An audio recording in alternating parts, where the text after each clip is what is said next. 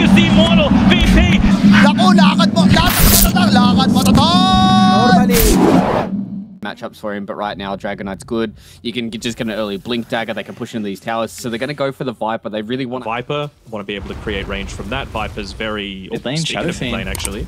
Yeah, getting dived on the tower, but the Tiny still doesn't have the toss, so Zone's just going to try and stand his ground in the hopes that he'll get the kill before he dies, and that's not the case. Sit around and farm and get into his early items. Looks like he might be going towards a mech or a Greaves first for his team. But that doesn't really solve the damage issue that we've been talking about, does it? No, it doesn't at all, but maybe if they can get some kills for the Viper, can help with that item progression. He's going to move on over with the level 6, so Viper strike target will be the Shadow Fiend, and meanwhile Marblu gets a beautiful double combo out with the Avalanche. Might be in trouble. That he will. YRG trying to TP down. The Dragon Tail will get him a little bit closer towards the tower. He's going to look to try and TP out. Will he die inside the base, the poison over time? And it looks like that will be the case as YRG. A great movement from him. You were saying earlier more freely against the Viper, I suppose. You can get rid of the poison attack if the fight goes on for longer and longer, but well, maybe just wanting to go down the farming route. Keep the lanes pushed out. We saw Zone. I've been in some trouble. Ray's actually nearby to counter initiate with the overgrowth. Now the Sunray bonus health will keep the Shadow Fiend alive. He's got to be cautious that he sticks inside the Nether Toxin, and Zone will still pop. It's a bit of a mistake. This is the time that NJ could look to make that rotation. You've already lost the tower on the top side. You've got the arena available. Requiem 5 seconds away, but you've already lost all tier 1 towers. This is really surprising. They found another as well. Killing spree for YRG, and all the tier 1 towers going down for Meteor Gaming. This is exactly what you want the recipe to be able to get off the rage as possible. Will they land? Molasses is the target. It's gonna pop. NJ will blink behind him, even drop in the arena to make sure they secure the kill onto the Nature's Prophet. So that's the blink reveal. It's able to work out perfectly for them. Ray's gonna use his time to drop some wards down. They'll continue to get the farm inside the triangle. You're playing around, you know that a Nature's Prophet's able to join at any time. And again, it's all just about, oh, they even infest the Nature's Prophet with the Lifestealer, so they want to get a quick pick off here onto the Treant Protector. They should be able to do so. Cleave need to open up. Lifestealer is able to pop out with ease and secure the kill. And now they're even looking for another kill across the map. 3 members of Meteor playing together, so multiple kill squads out. Doesn't look like they'll run into anyone at the moment. Yeah, grouping up as... He's just trying to push out the lane first, not to make it too obvious, but they find a Phoenix. That they will. NJ, he's going to be nearby to counter initiate. Arena's only going to be layered down onto the Tiny. To the northern side, the Supernovas utilized as well. They need Molasses as right clicks, and once the Nature's Prophet's able to enter the fight, they'll kill off the Supernova and continue to look for more. Marblu, he's got the combo back up, ready to go. The spear from TZ will connect onto the Mars. A defensive Requiem from Zone can help cover the retreat, but Lifestealer shows up with the rage and making sure there's down Supernova, the important one. The Veil wasn't used in that last fight, so I thought maybe if they had used that, maybe the Tiny dies and you're not able to get that secondary initiation coming through. Oh, NJ. Oh, nicely done, Rubik. A spear just chucked blindly into the tree line, but they don't want to heavily commit. That'll give Mars an opportunity to lay it down the arena, holding multiple members into place and setting up for the damage thanks to the Sunray. 2 aggressive members are going to go down from Dire. Now they'll look over towards the Lifestealer as well. A Supernova won't provide them a whole lot. Maybe the damage actually in the outskirts will help secure the kill onto the Viper. So in the end, it does pay off as Team Mystique will successfully defend their high ground, and Meteor just get it. It's a little bit more difficult to play the map. Net worth even. Shadow Fiend at the top of the net worth. I think this is the crit stick now being delivered on the Courier, and really cautious how much farm he's going to give over. A lot of damage can be pumped out from the Shadow Fiend, and we might see it in this fight if NJ can get the opening. A blink in over the tree line, landing the arena onto 2. It means the Phoenix can play around with the Supernova off to the right side. There's just nothing they can do.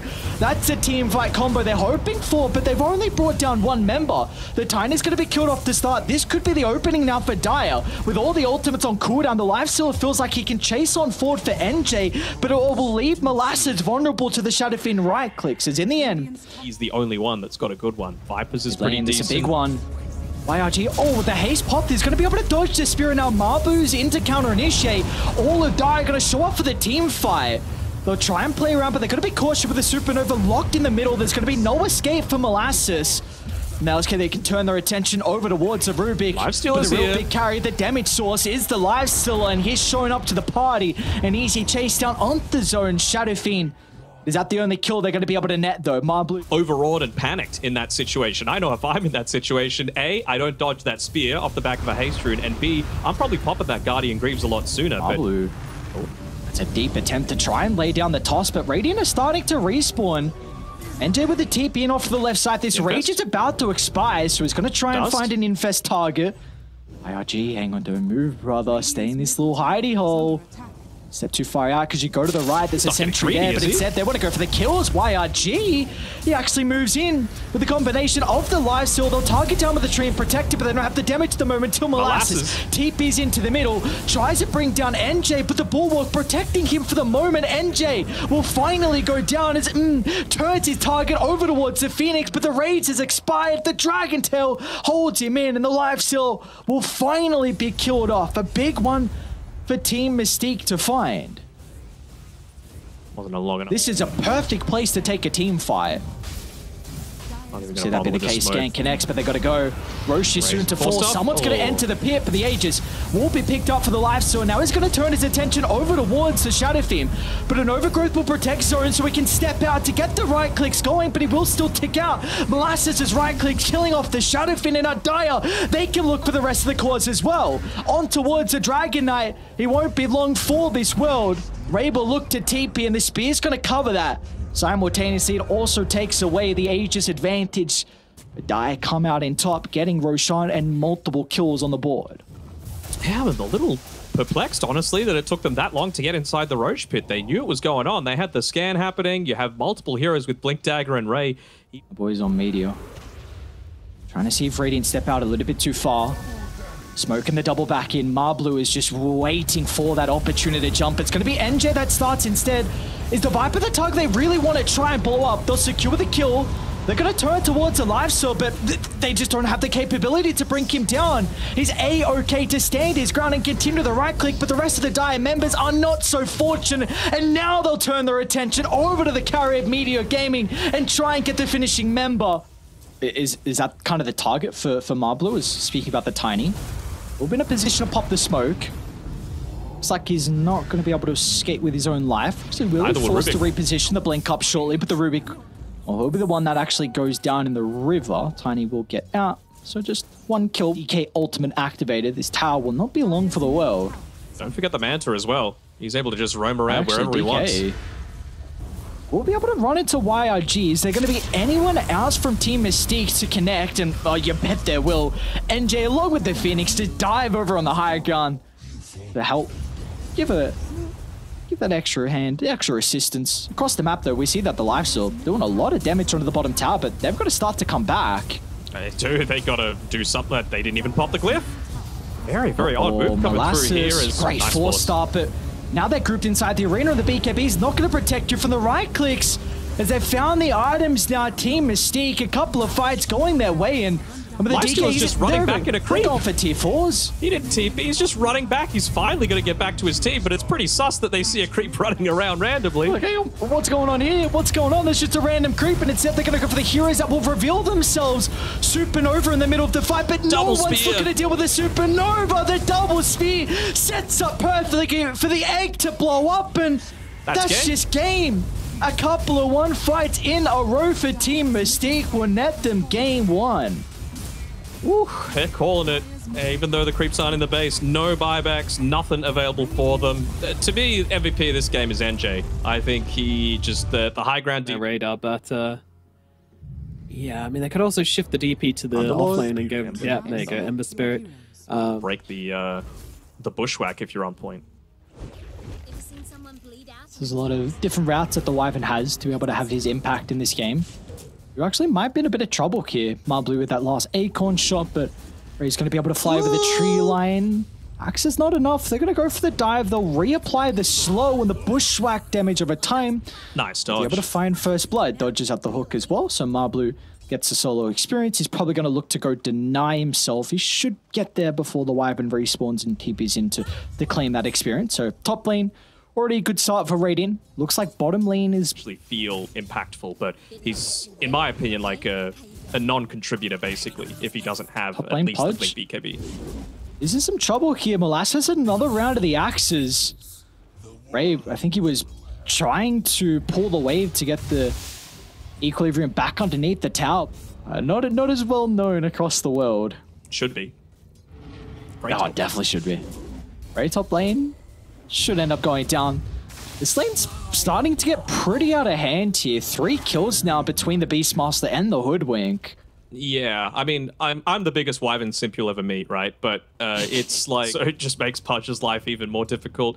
What I was saying before is this is why I felt more strongly about the Crystal Maiden as well, right? You might not be able to contend with right clicks, but at least you set up for some potential kills, whereas Wyvern doesn't do that at all.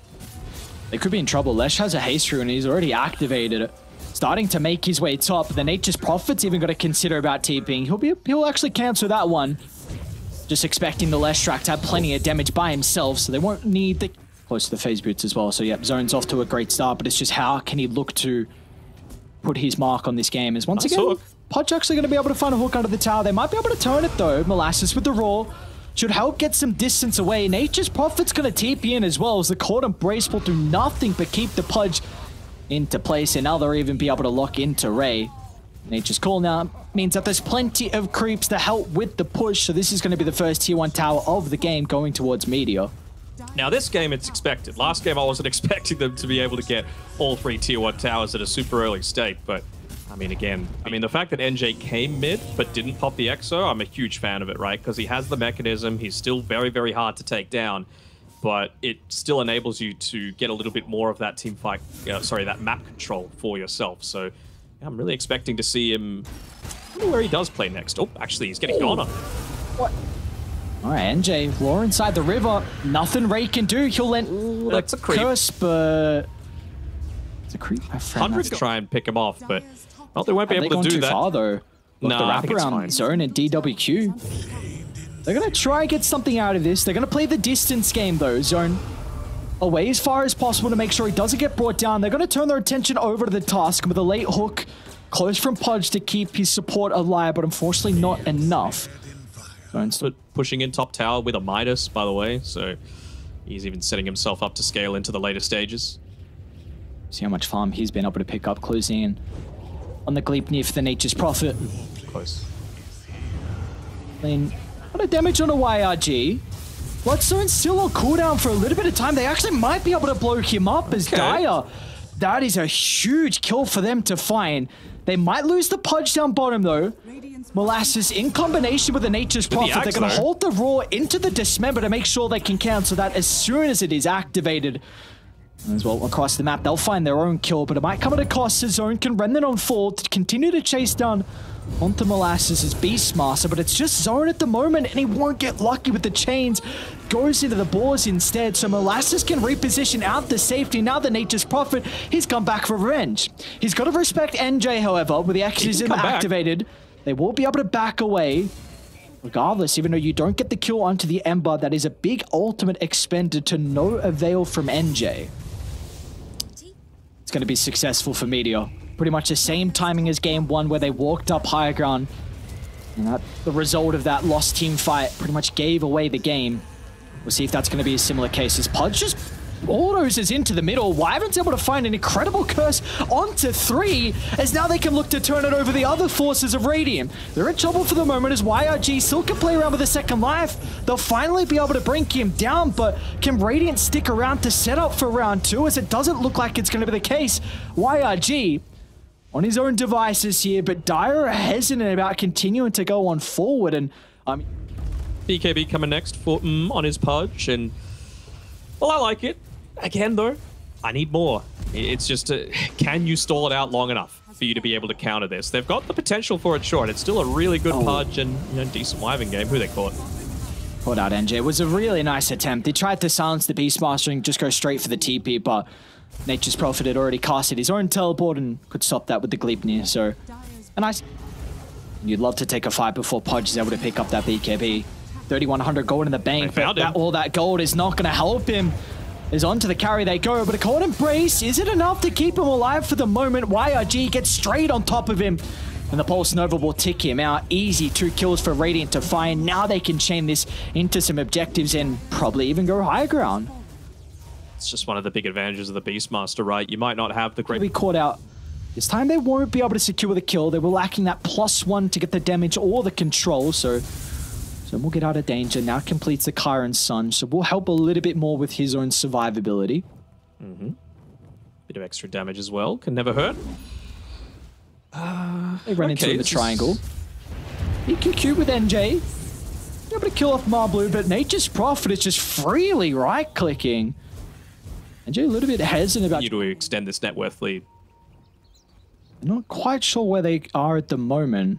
They scanned inside their own jungle, so YRG's got to run straight into them, but instantly popping the BKB. And what do you do now with this activated? Curse is going to hold him into place. They've done a pretty good job to waste out this magic immunity, but can they go back in afterwards? Over back towards the jungle. The Pudge getting control for the Roar, but the right-click damage starting to come through for the Nature's Prophet. Pudge will get the Dismember, but it doesn't matter. He'll still go down in the end, and now they can turn their attention over to NJ, continuing to kite the X's in, but the Nature's Prophet has way too much farm to give a care in the world. As Radiant, 13,000 net worth lead, boosted up even. I was just saying that you can lay the Split Earth down on the ground, and then, you know, eventually you get to the stage where Pudge can't just continue to try and stand on you. Uh-oh. Well, speaking about the Pudge, you still don't have your blink yet to escape. We'll turn and activate BKB. Is there anyone to cancel this? Look at them split away so TZ can find that opening for the hook shot. Now the rest of Radiant will instantly funnel into their neighborhood. Oh, and he just buys it before he dies. No buyback now. Oh, 45 seconds without the Pudge, and you're not going to have the Tusk as well for this defense. Molasses finds an opening, but this is a ballsy TP. Again. Dude! He doesn't care! Oh my god, that's the perfect showcase of how far ahead they are. The Nature's Prophet just TPs in the middle. It's just a bully pushing them away from their own base. They get a good curse that secures the Aegis, but they needed more out of it. Pudge is about to respawn. The Cold Embrace will not keep the Death Prophet alive, so it's going to be a 4-on-5. Radiant is starting to get out. Pudge actually jumps into the Split Earth stun, so he doesn't get that instant dismembers under the cover of the BKB. YRG can charge on forward without a care in the world. There's nothing they can do to slow down zone. He's gone 4-staff. Ooh, yeah, that ain't good. Yeah. Molasses? Snowball timing is going to be able to prevent the Roar. Molasses is taking enough to still find the ultimate, and now with the last track deep fire, there's so much damage.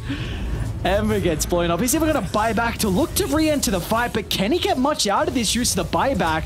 We'll turn over towards the Beastmaster. They'll finally be able to slay the offlaner, but that's just not a worthwhile kill as Nature's Prophet. The Sprout onto 2 once again.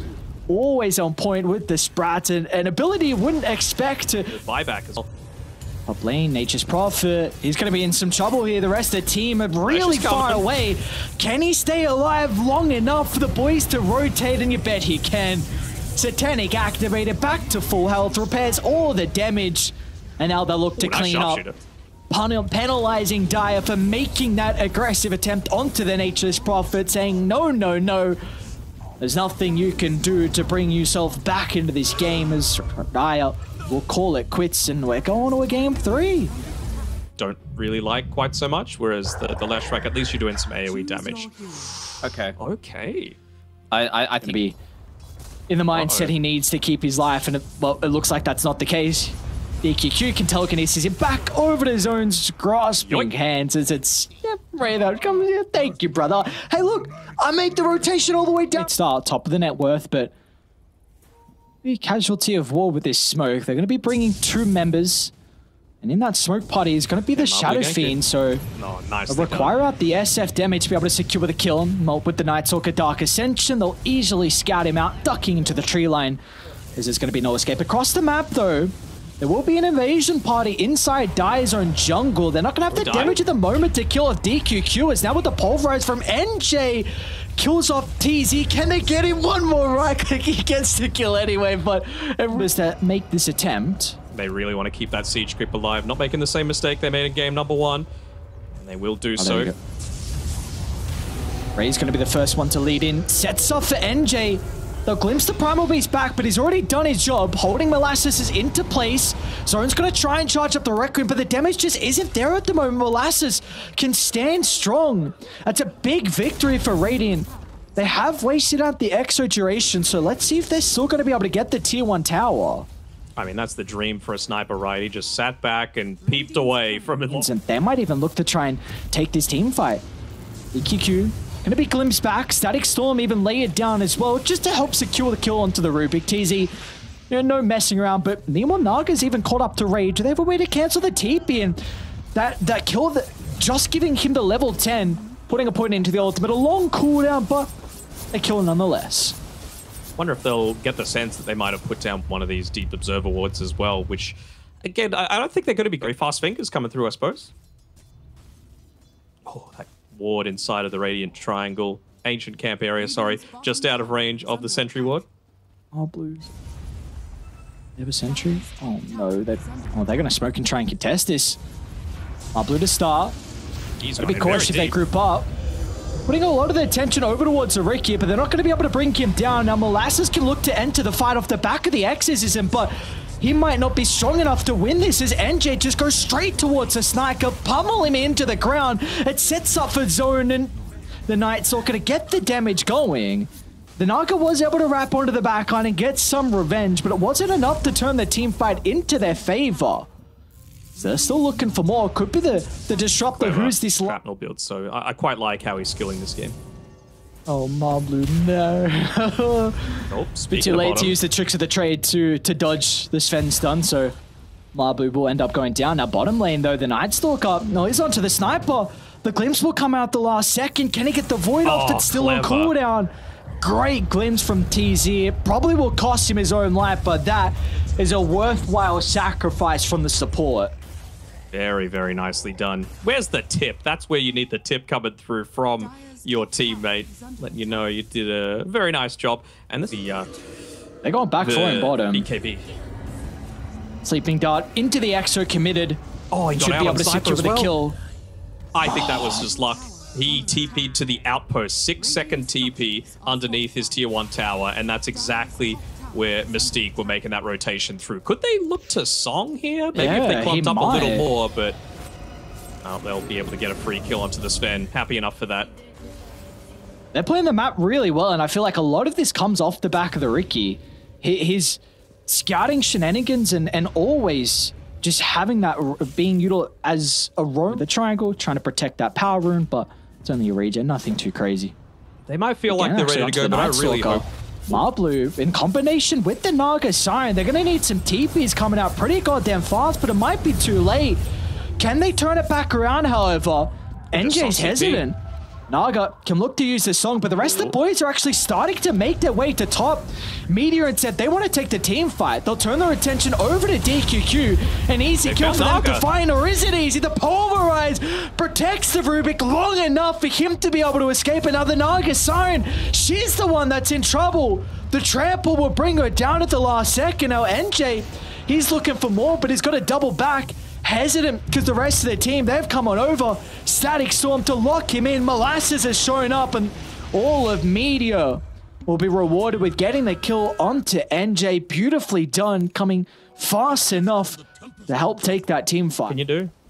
What can you do? And all this physical damage as well, right? Like, how are you going to kill the real Naga Siren with the heart, with the Ricky Sleep Dart as well, just providing all of that mischance from the smoke screen and going into a butterfly next with no real ways to stop her.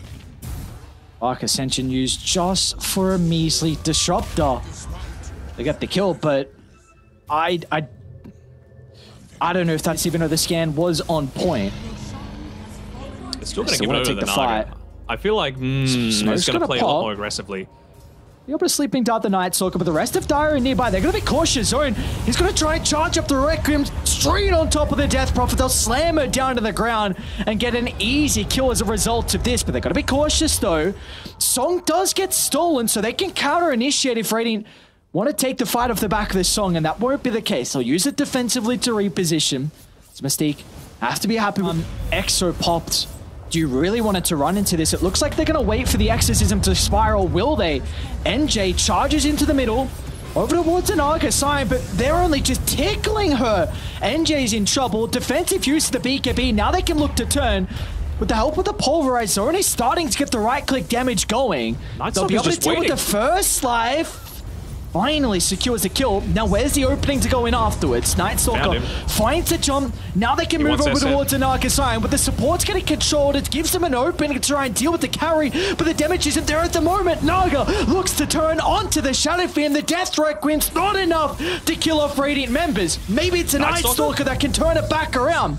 He finds an opening to jump into the middle. All he gets is TZ though. They didn't need more out of it. Yeah, and now it's daytime. Now you don't have Darkest is like the one chance that they've got. But who do you even go on to is the question, right? Like you need to have everything in perfect harmony. Oh, you got to hope that they aren't the ones to start the fight. The Dark Ascension, he can still charge on 4, but they're doing such a good job to control the Night Stalker.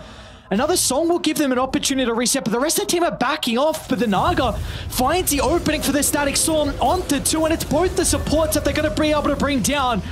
It's up to the cores now to turn it around on Dire as they're getting controlled though. Primal Beast forced to activate his BKB and TP out, and the rest of the team will duck their heads and run away in shame as it's another wasted ultimate from the Night Stalker. Now Radiant, they can look to pillage the last Requiem.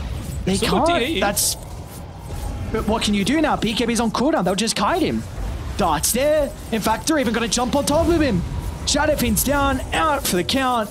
No buyback for him, and with that death, it's looking like it's going to be Meteor's series and game.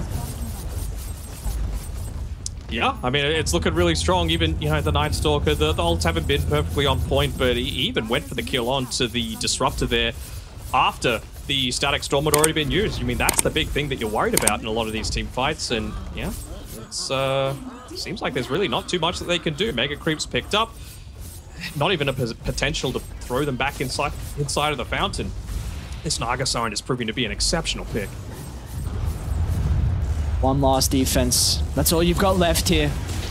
No a damage. 4v5, a hope and a prayer, but the throne's just falling to the creeps, and they're even going to call it quits even before making that last attempt. So in the end, it's going to be Meteor that find their first series victory of Division 2.